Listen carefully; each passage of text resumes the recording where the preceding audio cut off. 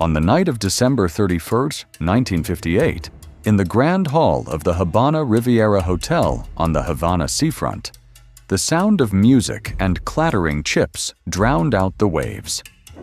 American tourists raised their glasses, spun the roulette wheel, believing they were ringing in the new year in a tropical Las Vegas. In the early hours of January 1st, 1959, Fulgencio Batista secretly left Cuba, and his power apparatus collapsed within a few hours. In the days that followed, the Cuban Liberation Forces, led by Supreme Leader Fidel Castro, successively entered and took over Havana. Rumors spread through the hotel corridors at an unbelievable speed. In some casinos, crowds poured in, gaming tables were overturned, slot machines smashed, and the dazzling signs were treated as evidence of an era of plunder. At the same time, far from Havana, there was a man watching the news who understood better than anyone. It was not just a few roulette tables being destroyed, but an entire network of money he had built on this island evaporating. The man behind the Riviera was not the star on the promotional posters, but a short, bespectacled accountant who rarely appeared on the front page. In the underworld, he was known as the financial brain, the man who linked the casinos from Las Vegas to Havana with the silent accounts in Switzerland. For some poor Jewish immigrant families, the fact that someone from their own community chose to walk alongside the Mafia was a moral crack that was hard to put into words. For the US government, he was a target of investigation for many decades, yet extremely difficult to convict heavily. That man was Meyer Lansky, born Meyer Lansky, the Jewish boy from Grodno who drifted to the Lower East Side and became the accountant of the underworld. How could someone who almost never held a gun in front of the camera control the flow of money behind Las Vegas, Havana, and many other casinos? And when dirty money was engineered to pass through the roulette tables, through Swiss banks, and then return in the form of legitimate investment, who ultimately paid the price? In this video, we will trace back from those days when Havana was shaking to his immigrant childhood in New York, to the Prohibition years, the National Crime Syndicate, Las Vegas, Cuba, and even the rejected application for residency in Israel, to see how a bookkeeper could redraw the path of dirty money on the map of the 20th century. To understand why a man like Meyer Lansky could be sitting very far from Havana and still feel an entire money network shaking, we need to go back to a completely different world. In 1902, Meyer Lansky was born in Grodno, in the old Russian Empire, into a poor Polish Jewish family. It was a land where violence and discrimination against Jews were not news, but the familiar rhythm of everyday life.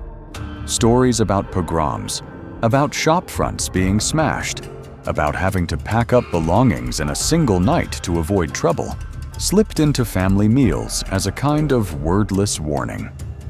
When the opportunity to go to America opened up, his parents chose to board a ship, carrying the hope that on the other side of the ocean, at least their son would grow up in a place where the law was stronger than the mob. In 1911, the family set foot in New York and settled on the Lower East Side. The name Meyer Lansky was gradually Americanized into Meyer Lansky, and this new name would later appear on every official document and government record. They did not step into the postcard version of America, but into dark tenement buildings, narrow wooden staircases, small rooms where many people crowded together to sleep, clothes hanging on lines strung between windows. The streets were a sea of people. Yiddish, Polish, Italian, and broken English mixed together in the calls of street vendors and the sound of car horns. By day, the adults worked in garment factories, small shops, on the docks. By night, children like Meyer learned very quickly that the police did not always show up in time, and that sometimes the gang on the corner was the only real insurance. As a small Jewish boy, Meyer early on tasted the mix of poverty and prejudice. On the way to school, older Irish and Italian kids could block his path, hurl slurs, demand his lunch money. Those were the first times he learned that mathematics did not exist only on notebook pages, but also in very rough calculations. Pay or not pay. Take this street or another. Stand alone or walk with a group. In that context, looking for allies was not just a matter of affection, but of survival. It was on the Lower East Side that Meyer met Benjamin Siegel, another Jewish boy, more hot-tempered, whom his friends called Bugsy. One was cool, fond of calculation, the other impulsive, unafraid of violence. They formed the Bugs and Meyer gang. At first, to protect Jews in the neighborhood from other street gangs, then gradually becoming a genuine protection and bootlegging outfit during Prohibition. The group became so notorious that rumors of Siegel's wildness and Meyer's coldness spread beyond the Jewish quarter. To many people, they were two different faces of the same coin. One story told many times is of the time Meyer was shaken down for protection money by a group of Italians right on his way to school. Instead of accepting it, he talked back, and from there was pulled into a small confrontation that led to his first meeting with Lucky Luciano. The two quickly realized the other had something they needed. Luciano saw in Meyer a head for figures that was not obsessed with old-world notions of honor. Meyer saw in Luciano a door into a world larger than the Lower East Side, where Italians, Jews, and Irish did not just fight each other, but could also make money together. From that link, the Italian-Jewish alliance in the American underworld began to take shape. When Prohibition turned alcohol into liquid gold, the Bugs and Meyer mob shifted from fists on street corners to protecting liquor routes, underground casinos, and bookmaking. But even in this phase, Lansky chose a position different from many gangsters of his generation. Siegel might sit behind the wheel on liquor runs, gun in hand during hits. Meyer chose to sit near the safe, near the ledgers, calculating percentages, dividing profits, figuring out how to make money travel farther while leaving as few traces as possible. Instead of becoming a famous gunman, he began to sketch the image of a white-collar gangster standing backstage, organizing, investing, controlling, but staying as far as possible from the camera and from direct bloodshed. That ground, the ground of a Jewish boy who left Grodno and grew up amid poverty, street violence, and the invisible lines of discrimination, molded a different kind of criminal. Not a boss shouting fire in the middle of a bar, but a man who understood that the new world was being decided where the money flowed, in double-entry ledgers, in numbers that did or did not match. From the Bugs and Meyer mob on the sidewalks of New York, Meyer Lansky would gradually step into the role of the accountant of the underworld, the man the bosses needed not to pull the trigger, but to make sure every chip placed on a roulette table had a path back into their pockets. From those Prohibition years, Meyer's calculating mind was gradually pulled onto a larger stage, where crime was no longer a matter of a few city blocks, but of a national criminal organization. From the cramped streets of the Lower East Side, Meyer Lansky gradually stepped onto a far wider stage. In the early 1930s, after bloody clan wars, a new structure of the American underworld took shape.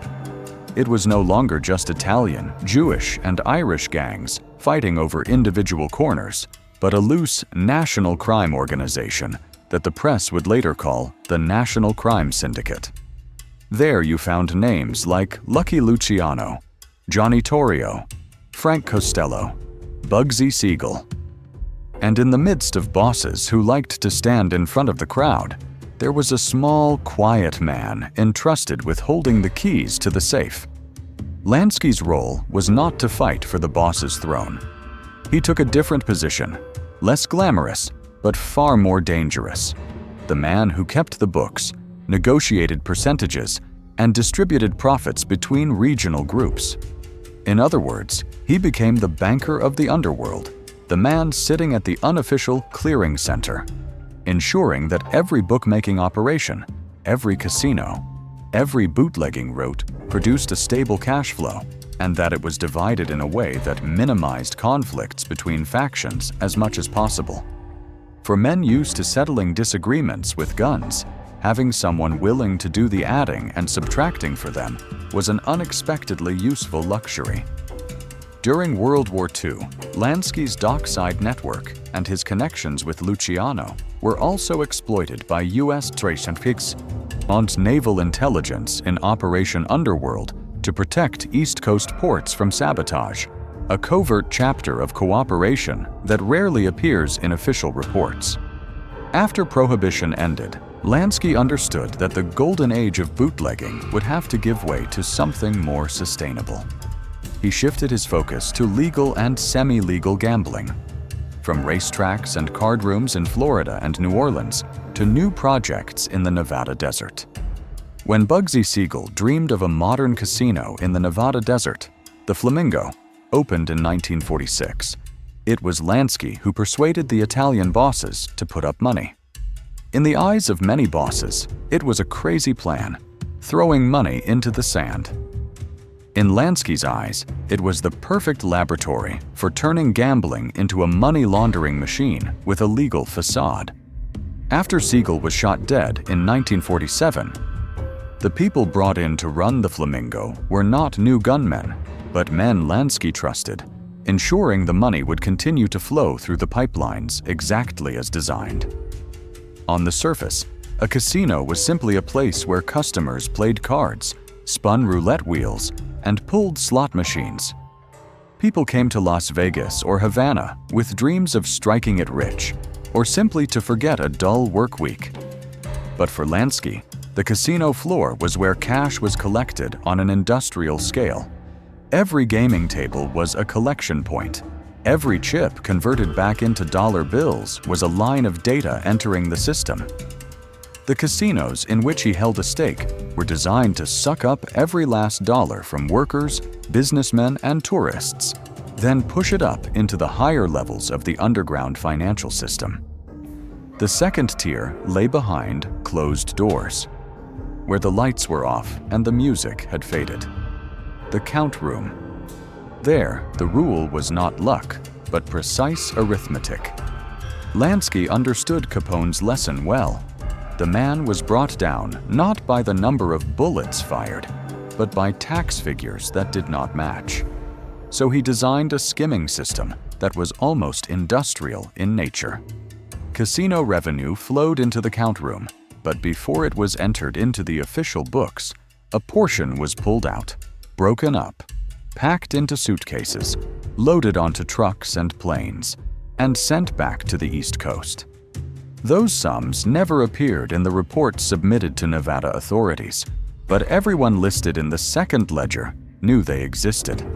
It was this invisible cash flow that fed the bosses, paid lawyers, funded bribes and payoffs, and bankrolled new projects. Each person handled one link in the chain. No one could see the entire picture, except men like Lansky. The third tier lay farther away, on the map of international banking. To avoid Capone's fate, Lansky did not keep all his eggs in the American basket. He moved part of his assets to Switzerland, opened accounts, and, according to many sources, bought stakes in small banks, using them as way stations for Mafia capital. Dirty money from Vegas, from Havana, from betting operations in Latin America was pooled, placed into hard-to-trace accounts, sent through a network of shell companies, and then returned to the United States in the form of investments, shares, and real estate, held in the names of entities that were clean on paper. On the surface, this was the capital of a cautious investor. Underneath, it was the exit route for suitcases of cash that had never set foot in the official accounting of any casino. If Las Vegas was the laboratory in the desert, then Havana in the 1950s was its scaled-down copy in the Caribbean. Under Batista, the regime needed strong cash flows to feed the machinery of state and the luxurious lifestyle of the elite. In return, the American Mafia, with men like Lansky, was allowed to expand its control over casinos, racetracks, and nightclubs. The agreement was never written in black and white, but it showed very clearly in the way certain hotels, like the Hotel Nacional and later the Havana Riviera, were designed almost specifically for wealthy American tourists. In 1946, at the Mafia conference held at the Hotel Nacional in Havana, where many American bosses flew in to attend, Lansky stood at the center of the deals that turned Cuba into the syndicate's gambling and money laundering backyard. The Riviera was the pinnacle of that vision. A luxury hotel casino facing the sea, opened in the late 1950s, 1957s, 1958, with a casino, showrooms, and restaurants, all wrapped in a Hollywood-style aesthetic transplanted into Havana.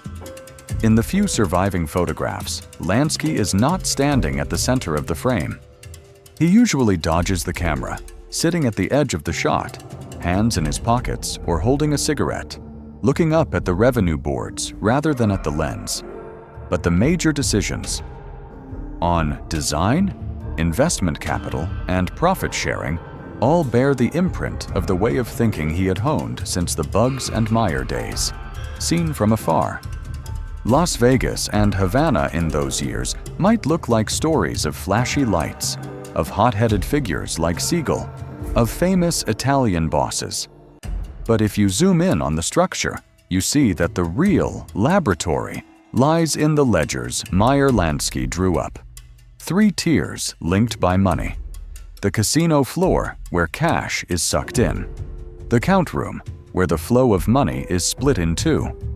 Foreign banks and shell companies, where the money is washed and sent back into the legal world. That is the machine that later not only the Mafia, but many other criminal organizations would copy in their own versions.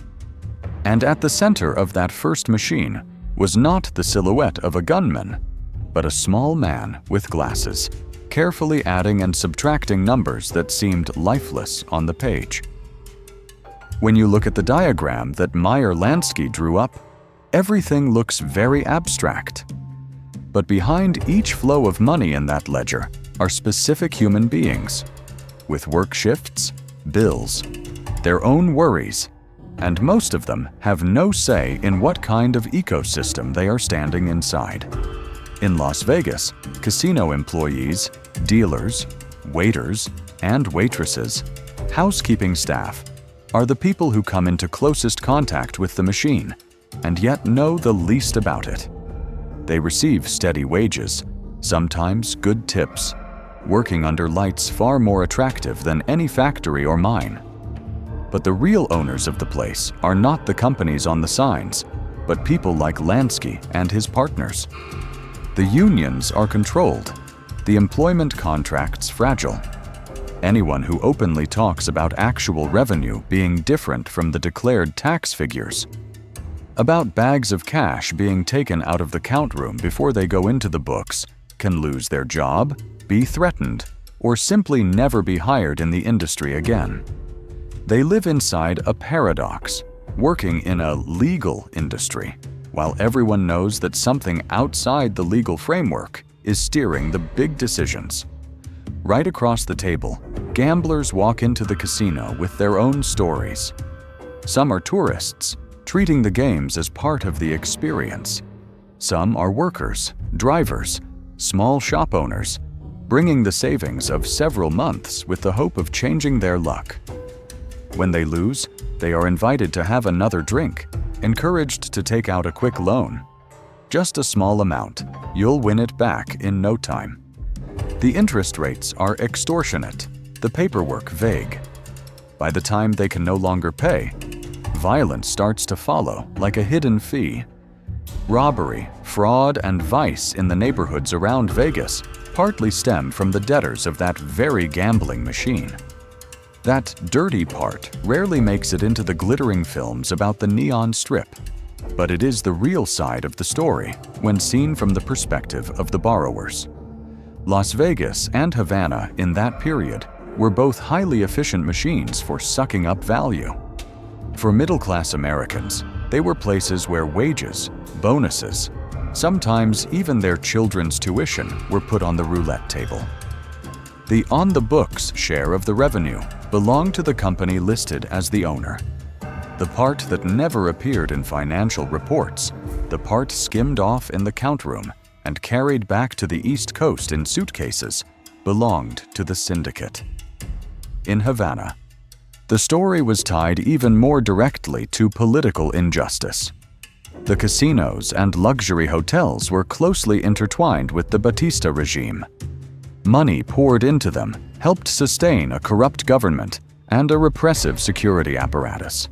Meanwhile, most Cubans lived in poor neighborhoods, under the watch of secret police, seeing violence, vice, prostitution, and drugs clinging to the hotels they could only look at from afar. Caught between those two worlds, women were the group that most consistently lost out. Bar girls, dancers, prostitutes around the casinos had to work in the gray zone between the law and crime. They depended on bar owners, pimps, and enforcers sharing profits with the gangs.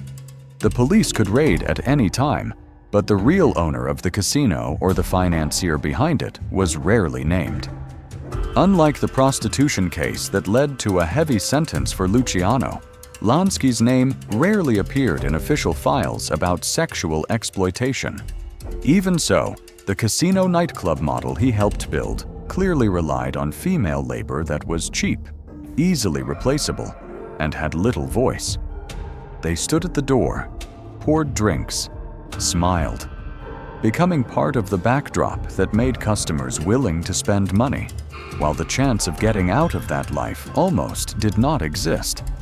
In the long run, the scariest thing was perhaps not the amount of money Lansky laundered, but the way society gradually got used to there being someone behind everything. In Vegas, in Havana, in the cities of the East Coast, people whispered to each other that this union, that casino, this bank did not answer only to the law, but also to invisible bosses. People learned to adjust their behavior, avoid asking questions that are too direct, avoid mentioning certain names, avoid touching certain contracts. A sense of helplessness seeped into everyday life. Everyone vaguely knew there was organized crime behind things that looked perfectly legal. But that business is too big for me to mess with. In that picture, Meyer Lansky rarely appeared directly. He did not stand at the casino door, did not shout on the gaming floor. But every time an employee was fired for saying the wrong thing, every time a family lost all its savings at the tables, every time a young woman had to stand under dim bar lights because she had no other choice, that was one more link in the machine he had helped design. The paths of the victims do not show up in the ledger, but they are the reverse side of the numbers being added in the profit column. By this point, it looked as if the machine Meyer Lansky had built could run forever. Vegas in the desert, Havana in the middle of the Caribbean, banks in Switzerland, shell companies scattered across the map. But 20th century history did not stand still for anyone, not even a financial engineer of the underworld. As early as the early 1950s, investigations like the Kefauver Committee on Organized Crime had brought the names of financial bosses like Lansky onto national television, showing that the federal government was beginning to look directly at the underground tycoons, not just the gunmen on the street. And what ultimately broke that system was not a rival boss, but forces he could not control. In 1959, when the Cuban Revolutionary Forces entered Havana, the casinos that had once been symbols of Mafia power and the Batista regime became political targets. In the months that followed, the new government successively nationalized and shut down the gambling halls, including the Havana Riviera, Lansky's pride. The Caribbean cash flow was cut off almost in just a few decisions. The underground capital that had poured into Cuba did not exist in any contracts recognized by a court, so there was no legal basis to claim compensation. For a man who had always believed he could calculate several moves ahead, the revolution's sudden strike was a reminder that some risks lie beyond any spreadsheet. After his Cuban leg was cut off, Lansky not only lost a source of profit, but also became more exposed under the investigative spotlight of U.S. authorities. In the post-war period, especially from the 1960s, federal agencies began paying closer attention to casinos, unions, and banks connected to the underworld. The lesson from the Capone case had taught them that answers had to be found in the books, not only in the streets. Investigations into tax evasion, money laundering, and financial collusion were opened one after another. But unlike in Capone's time, the financial network Lansky had built did not stop at the U.S. border. The money went through Switzerland, through shell companies, making it much harder to prove every dollar than it had been in the 1930s. By the early 1970s, as legal pressure increased, Lansky tried a new move. In 1970, he flew to Israel and applied to settle under the law of return for Jews, hoping that the special relationship between Israel and the Jewish community would become an umbrella shielding him from U.S. charges. For a short time, it seemed that move was working. He lived in Tel Aviv, walking along the seafront like an ordinary elderly immigrant. But his story was not just a personal one. It touched on diplomatic relations between the two countries, on the question of whether Israel would accept becoming a haven for a man accused of being the Mafia's financial boss. After about 2 years of legal wrangling, the Israeli courts did not grant him long-term residency. Concerns about reputation and relations with the United States outweighed any feeling for an aging Jewish man from the Lower East Side. Lansky was forced to leave Israel, drifting through the Bahamas and South America, then eventually returning to the United States to face the investigations he had once hoped to dodge. He was prosecuted in Florida on charges related to tax evasion and running illegal gambling, but the trial in the early 1970s ended in an acquittal. The jury found the financial evidence insufficiently clear, while Lansky's health had visibly deteriorated. By this time, his health was no longer what it had been. Old age, illness, and partly the sheer complexity of the financial records meant that many major charges did not result in the heavy sentences the public had expected. In 1983, Meyer Lansky died of lung cancer in Miami Beach. On paper, he left behind a rather modest estate, a figure that made many people laugh compared to the legend of the accountant of the underworld. But few believed the whole story ended with that number. Most researchers assume that part of the fortune had been carefully hidden beforehand, somewhere in accounts and companies known only to a handful of trusted associates. The machine that bore Lansky's name did not blow up in an assassination in a restaurant or a bloody purge like in the movies. It was gradually cut to pieces by factors he himself had once thought he could manage. A revolution knocked out his Cuban foothold. Persistent tax and financial investigations peeled away the layers of front companies. Immigration law and diplomatic pressure shattered his plan for asylum in Israel. In the end, what he left behind was not only the casinos that had been shut down or the accounts that had once been opened, but a blueprint: how to use casinos, foreign banks, and networks of companies to conceal dirty money flows. A blueprint that many other shadow conglomerates would later look to and try to copy in their own way. When looking back over the entire journey, one thing is quite clear. Meyer Lansky was not the first person to open a casino in America, nor was he the only mafia figure behind Las Vegas or Havana. What set him apart was the way he turned gambling into a multi-layered money laundering system. From roulette tables in Nevada to casino lobbies in Cuba, from counting rooms to silent accounts in Switzerland, the dirty money flow was designed to travel further than guns, stepping into the world of banking and investment. From that story, there are a few warnings that are not only meant for the past. When crime begins to speak in the language of financial reports, funds, and portfolios, that does not make it any less dangerous. It only makes everything look more like normal business. When profit becomes the only standard by which to measure a project, a casino is no longer just a place of entertainment. It can operate as a machine that both sucks in money and legitimizes dirty money.